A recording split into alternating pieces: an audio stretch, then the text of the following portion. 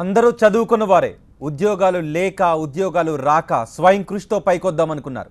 Bank రుణం తీసుకుని వ్యాపారాన్ని మొదలుపెట్టారు. కాలం కలిసి రాలేదు. భారీ నష్టాల పాలయ్యారు. వ్యాపారం వల్ల వచ్చిన నష్టం కంటే బ్యాంకు తమను నిలువునా ముంచేసిందని ఆరోపిస్తున్నారు బాధితులు.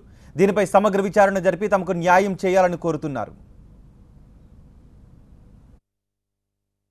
ఇతను కరీంనగర్ జిల్లా జమ్మికుంటకు చెందిన వీరేశం. డిగ్రీ వరకు చదువుకున్నాడు. ఉద్యోగం రాకపోవడంతో వ్యాపారం వైపు మొగ్గు చూపాడు. ముగ్గురు మిత్రుల్ని తనతో కలుపుకున్నాడు. స్టేట్ బ్యాంక్ ఆఫ్ హైదరాబాద్ అధికారులతో సంప్రదించి 5,20,00,000 రుణం తీసుకున్నారు. బాలాజీ కాటన్ ఇండస్ట్రీస్ పేరిట వ్యాపారాన్ని మొదలెట్టారు.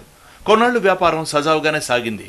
2,20,00,000 రుణాన్ని తిరిగి బ్యాంకుకు చెల్లించేశారు. అంతా బాగానే ఉందనుకున్న సమయంలో కష్టాలు మొదలయ్యాయి.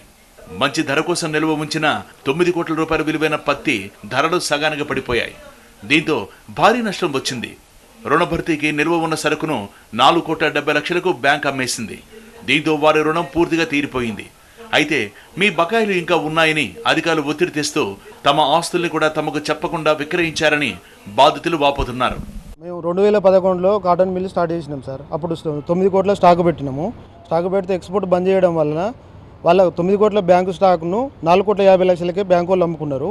మిగతా దాన్ని బాకీ మా మీద వేసిండ్రు. మా బంధువులు ఇండ్లు, మా వ్యవసాయ భూములు అన్నీ, మాది రైతు కుటుంబం, మాది వ్యవసాయ భూములు అన్నీ సమస్తం వాళ్ళ దగ్గర తనఖా పెట్టినాం. 3 సంవత్సరాలు మమ్మల్ని తెప్పించుకొని ఎలాంటి స్టాకు లేకున్నా, ఎలాంటి టర్నోవర్ లేకున్నా కూడా బ్యాంకు మేనేజర్ అన్ని అవకతవకలకు పాల్పడ్డాడు.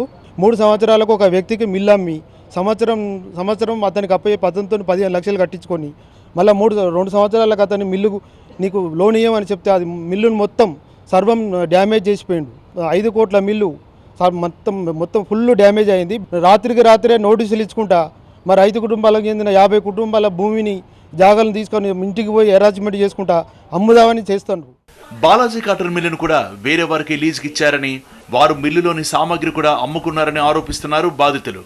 అసలు నష్టం కంటే బ్యాంక్ అధికారులు అనుసరించిన విధానమే తమను భారీ నష్టాల్లో పడేసిందంటున్నారు.